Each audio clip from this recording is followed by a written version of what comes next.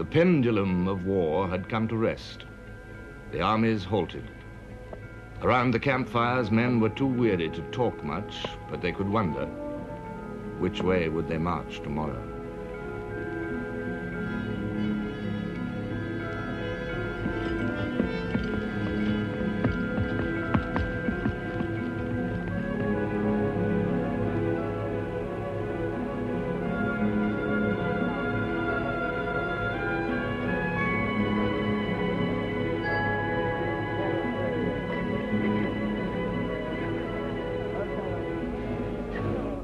For 15 days, the Allies had been in constant retreat. For 15 days, the great weight of the German armies had pressed steadily down towards Paris and the heart of France.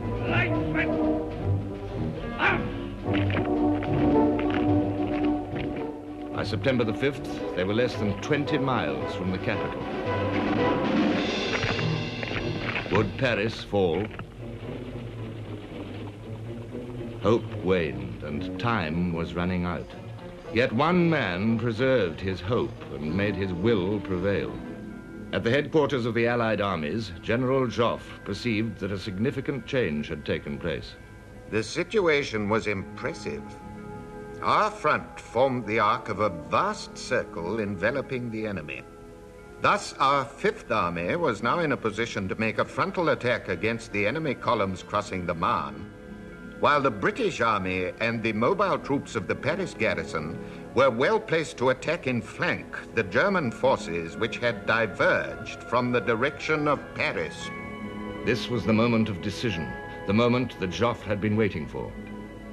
Now hundreds of thousands of tired, despondent men must be halted, turned about, and thrown against the enemy.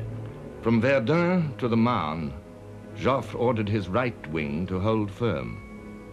The German Second Army was marching southward, at some distance from the First. The French Sixth Army would strike in from the west.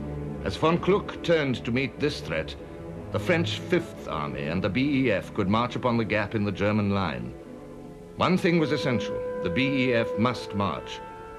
Once again, Joffre visited Sir John French to explain his plan and plead for British aid. And finally, clasping his two hands in front himself, he turned to Sir John French and said, "Monsieur le Maréchal, c'est la France qui vous supplie. Field Marshal, it is France which is begging you." It was so moving that Sir John French, who was awfully British, very unemotive himself, was so moved that he struggled with the French language once more. He couldn't get anything out. And turning to somebody, he said, "Tell him that anything that men can do, our men will do. We will attack tomorrow." The word began to filter down the line that we were on the move in the reverse direction. At first we found it difficult to believe, but sure enough, we soon found ourselves recrossing the Marne, and we were on the advance again.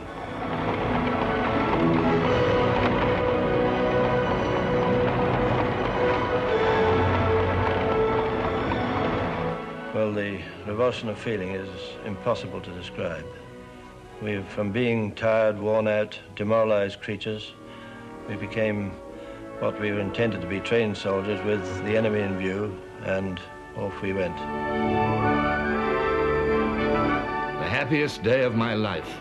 We marched towards the rising sun, wrote a British officer.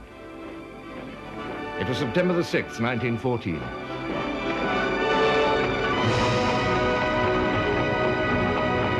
General Joffre issued an order of the day to his armies. The moment has passed for looking to the rear. All our efforts must be directed to attacking and driving back the enemy. Troops who can advance no further must at any price hold on to the ground they have conquered and die on the spot rather than give way. Under the circumstances which face us, no act of weakness can be tolerated. Slowly, the pendulum started its counterswing. The Germans resisted strongly. North of Paris, General Monory's army was heavily counterattacked and in danger of defeat.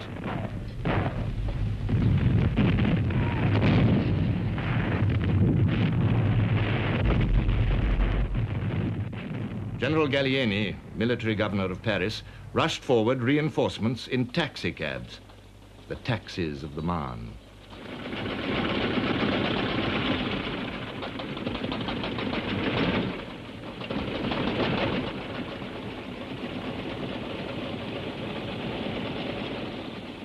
The men they carried just sufficed to prevent a collapse.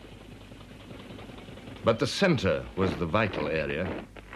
Here, the French Fifth Army and the BEF thrust forward into the widening gap between the armies of von Kluck and von Bülow.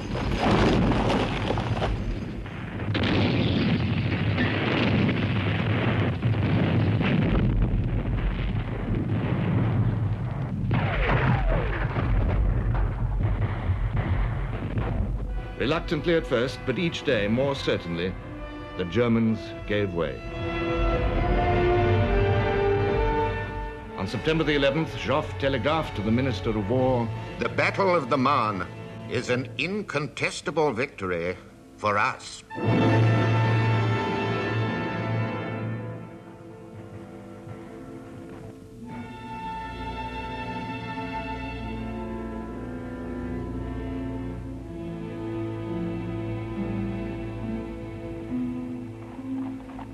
And now, as the Allies reaped the rewards of victory, new hope surged up in men who had faced the abjectness of defeat.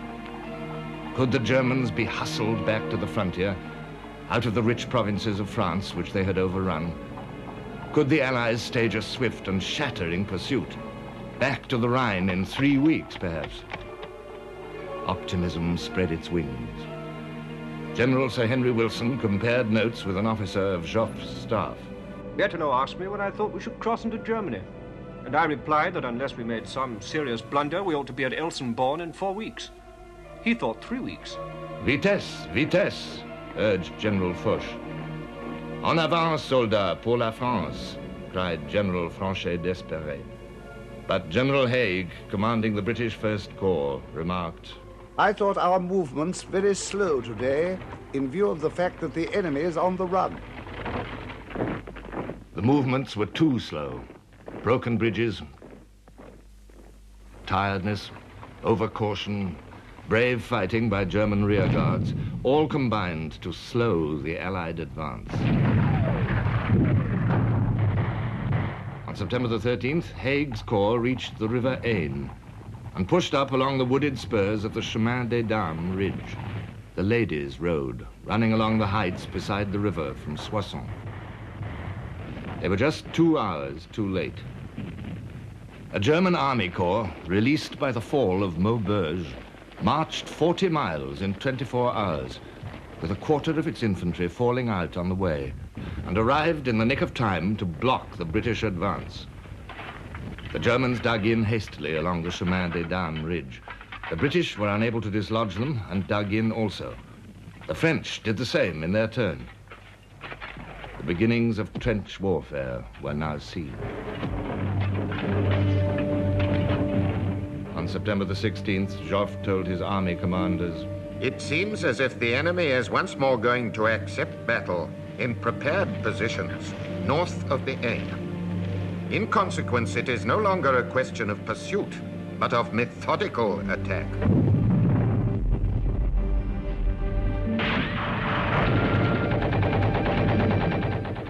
Every attack was halted. The Germans counterattacked to throw the Allies into the Aisne.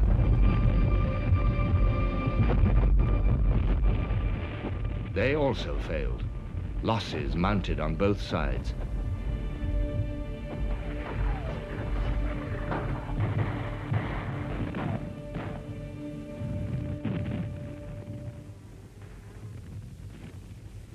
At the end of the month, General Haig said, "In front of this corps and for many miles on either side, affairs have reached a deadlock, and no decision seems possible in this area.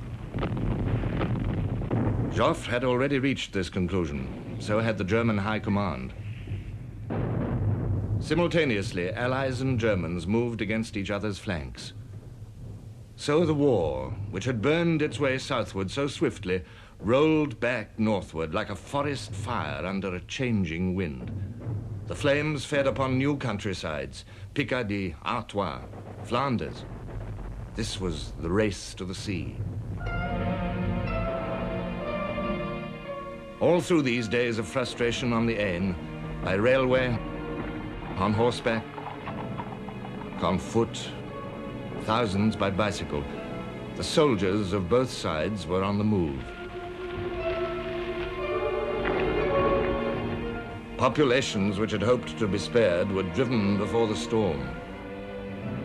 And in the north, the thunder of great guns was heard again. On September the 28th, the Germans began a violent bombardment of the outer forts of Antwerp. The King of the Belgians, with his army and his government, had taken refuge in this great port.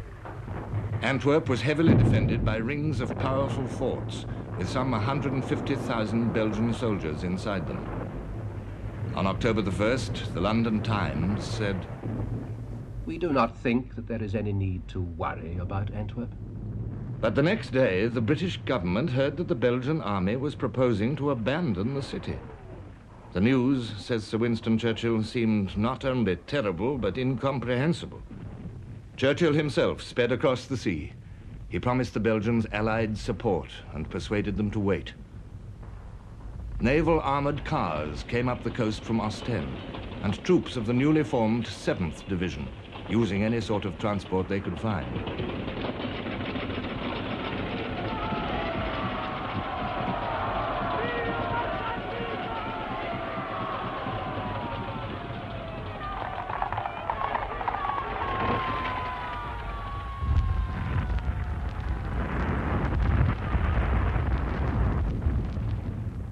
Then at Antwerp itself, Royal Marines of the Naval Division landed. They went into the line at once and were soon under bombardment. Some shrapnel, a few high explosives, and then high in the sky, a train-like rumble and whistle, ending with an explosion in the city of Antwerp, smoke and flames. An old man said, "Them's Howitzer shells. The bastards must be 12 miles away." At intervals all day, these train-like shells came over and burst in the city of Antwerp. Late in the afternoon, the oil tanks by the dockside were hit. We sat, watched, waited, felt hopeless and useless. For 3 days, the unequal struggle went on. But the Allies had nothing to match the heavy German howitzers which had already battered down Liège and Namur.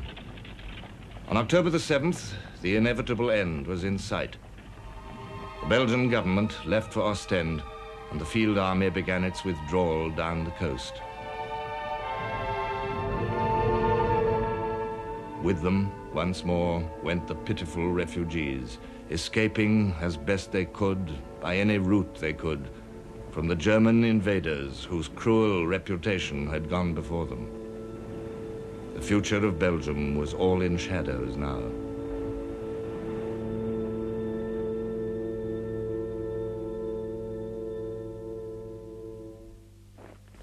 On October the 9th, the Germans entered Antwerp. Now the flames of war licked down the coast to join the great blaze of battle from the south. The Belgian army fell back to Dixmude, where it joined a magnificent detachment of French Marines. And division by division, the British Expeditionary Force, transported from the Aisne, was coming into action near the old Flemish market town of Ypres. Their arrival filled the last remaining gap in a line of battle from the sea to Switzerland. It was the final act of the War of Movement. At Ypres, the last great encounter battle of the Western Front opened with glittering promise for both sides. General Foch was now in charge of all the Allied forces in the north. He was quite clear about what he had to do. The question was, Would we have the time, and did we possess the means of effecting a breakthrough before the enemy could complete defensive measures against which we would be more or less impotent? This was the effort we were about to make. It was an attempt to exploit the last vestige of our victory on the Marne. The Germans now had a new commander. Von Moltke had failed, and now Erich von Falkenhayn had replaced him as Chief of Staff. He too was clear about his task. The Allied threat to the German right wing must be eliminated.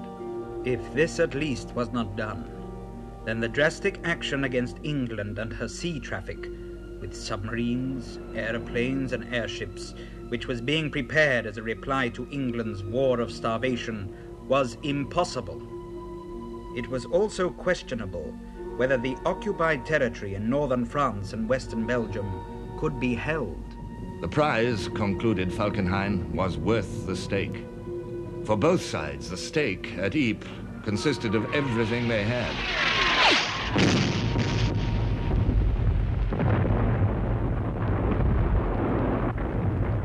The sustained intensity of this battle was something new. Crisis after crisis flared along the line. In the north, the Belgians were hard-pressed, defending the last few square miles of their native soil from the invader.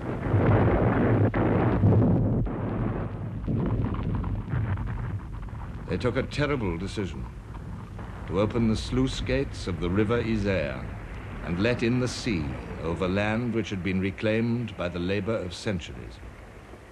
A French officer watched the result. Little by little, the soil became spongy, and the ditches began to fill. On the 29th, we could see the water rise, but it was only on the 31st that we had the impression of an entirely different landscape. Over this new landscape, veiled by a steady mist, settled a death-like silence.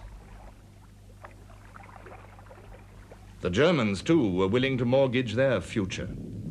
They flung into the battle divisions of young student volunteers, wildly enthusiastic, but only half-trained.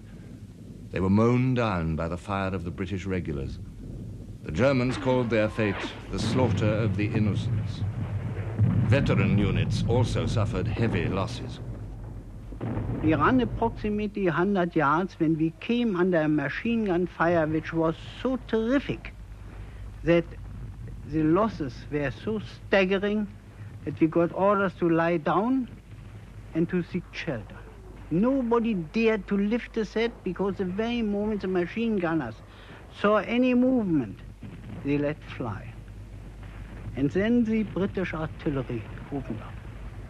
And the corpses, and the heads, and the arms, and the legs flew about, and we were cut to pieces. The British Expeditionary Force, pounded by the German guns, was also cut to pieces. And these men were irreplaceable.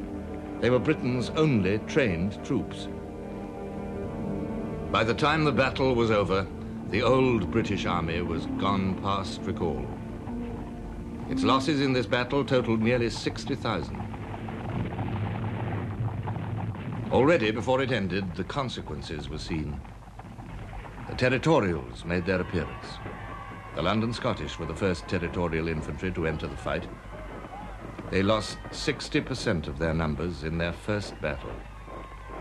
Beside them, on October the 29th, arrived the first units of the Indian Corps.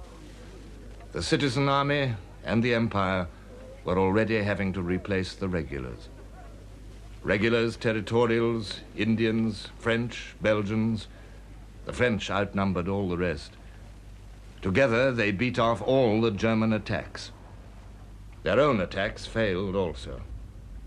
Captain Rudolf Binding of the German Dragoons wrote in a letter, "The war has got stuck into a gigantic siege on both sides.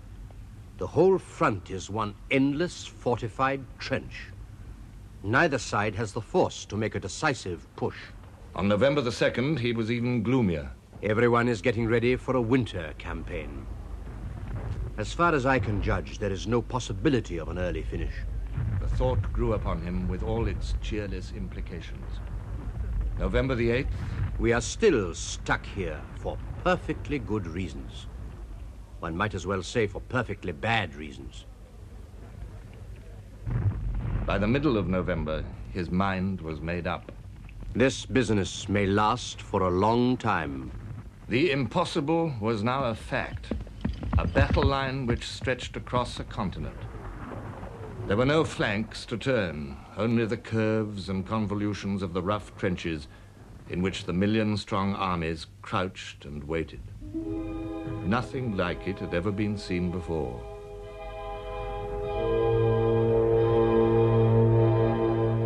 All the plans had gone awry.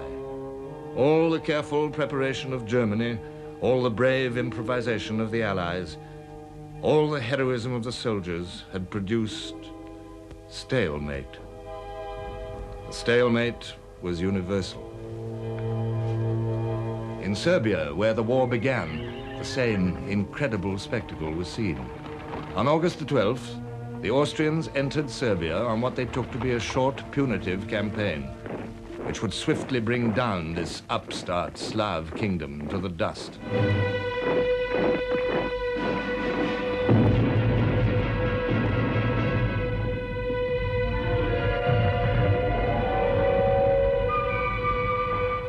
To the world's astonishment, the Austrian invasion was at once repelled.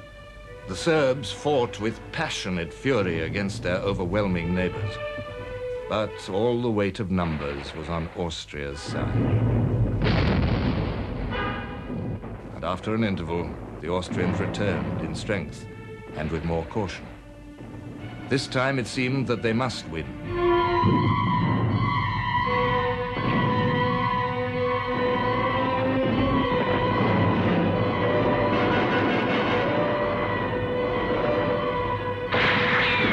On December the 2nd, they entered Belgrade for the second time.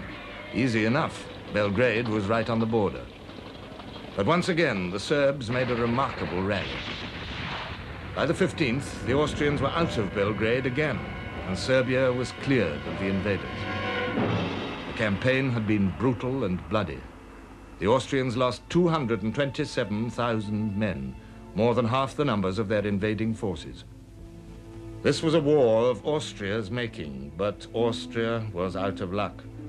The great bulk of the Austrian armies marched to meet the Russians, marched with enthusiasm, believing in the strength of their German allies. Less than 50% of these men were Austrians and Hungarians. The rest, mostly Slavs, had little desire to fight for the Habsburg Empire. Many of these soldiers knew no more German than the 80 basic army words of command.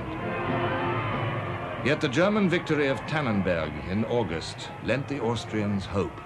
Their commander-in-chief, Field Marshal Konrad von Hötzendorf, had visions of a Tannenberg of his own against the Russian southern group of armies. On September the 6th, the main bodies of the Russians and Austrians met around the town of Lemberg. There was bitter fighting.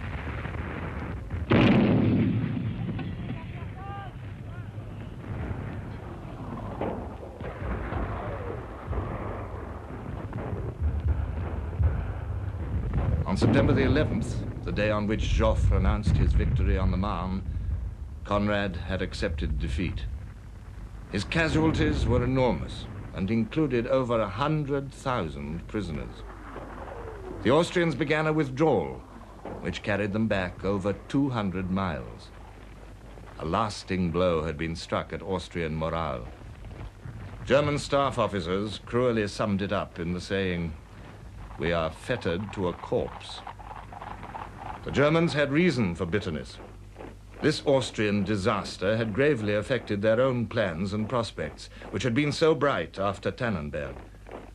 Now, as the Russians advanced to the Carpathian Mountains, the Germans had to turn from their own offensives to meet the threat. Their attack on Warsaw came to nothing. In East Prussia, the Russians were even able to mount a new invasion. At the root of all problems in this vast fighting area was communication. General Ludendorff wrote, "We had great trouble in getting the railway lines, which we had ourselves previously completely destroyed, into working order again. We work now with might and main to restore them. But considerable time elapsed before the railway communications were really in order." The Russian winter arrived. halting all the armies in their tracks. Germans, Austrians, Russians. They burrowed holes for shelter, struggled to keep warm, and waited for better times. Ludendorff said, "The 1914 campaign had not brought a decision, and I could not see how one was to be reached in 1915. In the East, as in the West, it was stalemate. This, too, was going to be a long business.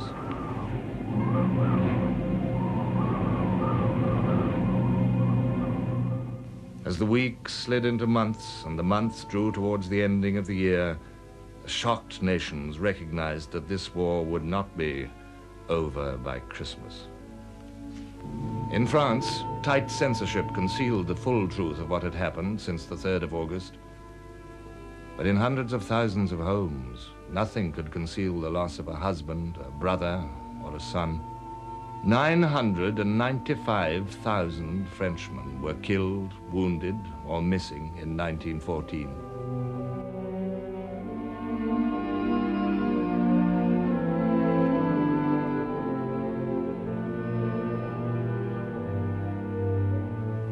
Russia's losses had been even greater than the French, and with them, disturbing signs of internal rottenness had appeared.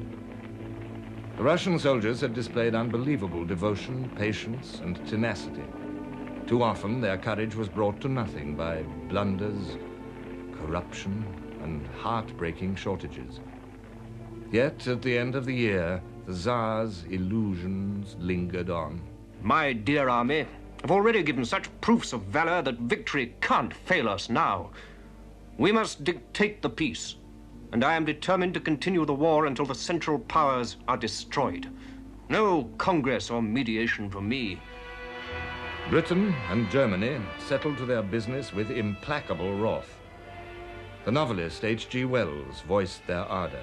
Nobody wants to be a non-combatant in a war of this sort. The desire to serve, to join in the fight, possessed the British people in odd ways. A Times reporter wrote in his diary, "People seem to be enveloped in a mysterious darkness, haunted by goblins in the form of desperate German spies.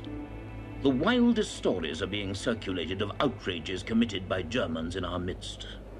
Fear of spies and fear of invasion produced hysteria, which turned venomously against Germans and Austrians living in Britain, or against their suspected sympathizers. The first casualty was Lord Haldane, the man who had created the Expeditionary Force and the Territorial Army. Haldane was accused in the newspapers of being secretly pro-German. It was even said that this lifelong bachelor had a German wife.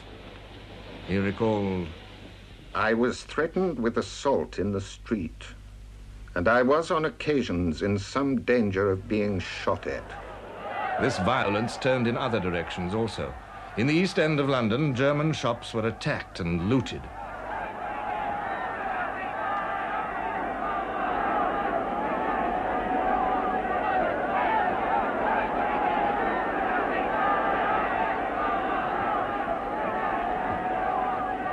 Driven by popular pressure, the government unwillingly rounded up aliens in Britain.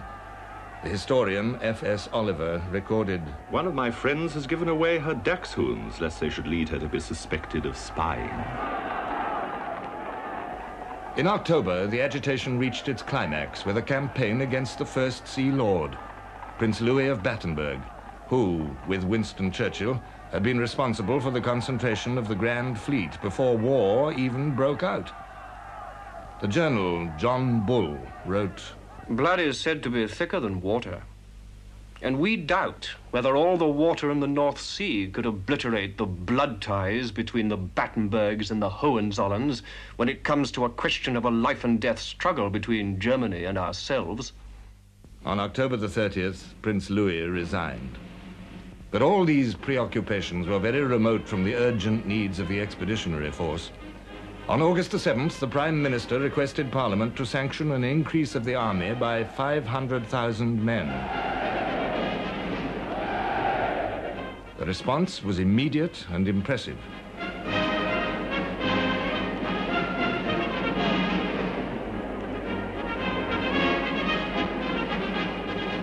war had been declared, and the following Sunday I went with a friend of mine into Shepherd's Bush Empire to see the picture show there, and at the end of the show they showed the fleet sailing the high seas and played Britons Never Shall Be Slaves and Hearts of Oak.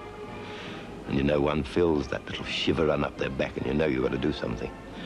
I was just turned 17 at the time, and on the Monday I went up to Whitehall, knew Old Scotland Yard, and enlisted. By September the 5th, the Prime Minister announced that between 250,000 and 300,000 men had joined Kitchener's army. 2 days later, the figure was corrected. It was 439,000.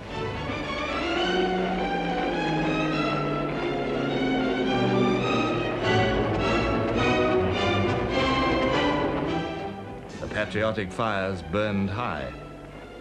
A letter to the Times cried out, Reform Club, Pall Mall. Sir, yesterday afternoon, while Lord Kitchener was telling of the bravery of our wounded and dead, while he was asking for men to take their places, every lawn tennis court in the space near me was crowded by strapping young Englishmen and girls. Is there no way of shaming these laggards? The English girl who will not know the man, lover, brother, friend, that cannot show an overwhelming reason for not taking up arms, that girl will do her duty and will give good help to her country. 54 million posters were issued. 8 million personal letters were sent. 12,000 meetings were held. 20,000 speeches were delivered by servicemen or ex-servicemen. By the end of 1914, 1,186,337 men had enlisted.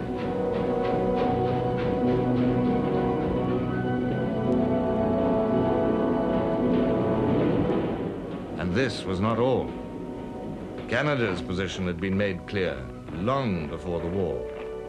In 1910, her Prime Minister said, "When Britain is at war, Canada is at war. There is no distinction." The Canadian government offered a contingent of 25,000, but over 40,000 men came forward in less than a month. Their chronicler, Lord Beaverbrook, wrote, No mere jackbooted militarism inspired them. They sought neither the glory of conquest, nor the rape of freedom, nor the loot of sacked cities. They came forward, free men and unconstrained, with a simple resolve to lay down their lives, if need be, in defense of the empire, their empire too.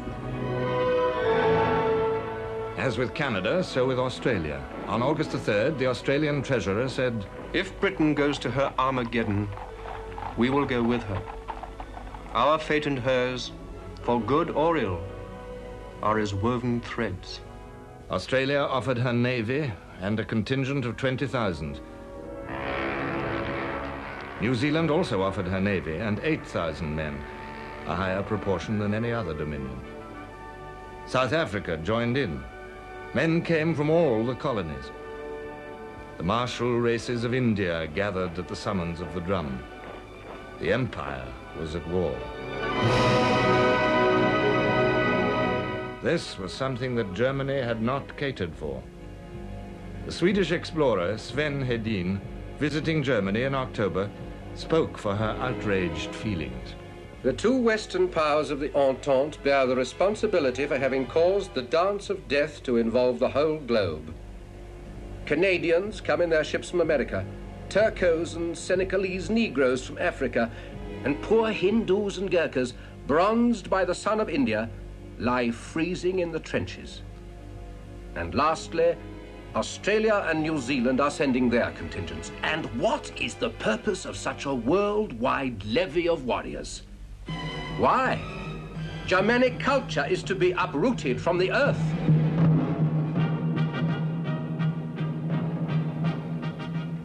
Victorious, yet thwarted of total victory, Germany set her teeth and hardened her will.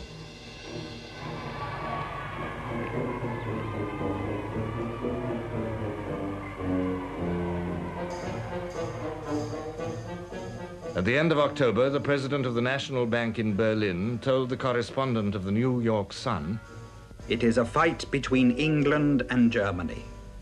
to the bitter end, to the last German, if need be. England has wanted it, so let it be. We want no quarter from England. We shall give none. Now it is death, destruction, and annihilation for one or other of the two nations. Tell your American people that. And say the words do not come from a fanatic, but from a quiet businessman who knows the feelings of his people. Tell America not to be misled by peace talk. There is not going to be any peace. This will be a long war. In an ugly mood, the nations settled down to fight it out. In the crude trenches, men dug for shelter as deep as they dared. They learned to suffer the companionship of mud.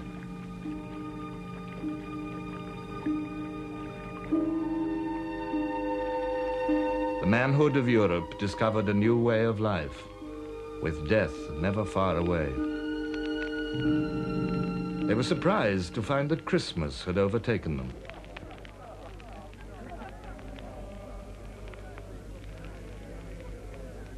British soldiers listened with wonder as the carol, Heilige Nacht, arose from the German trenches.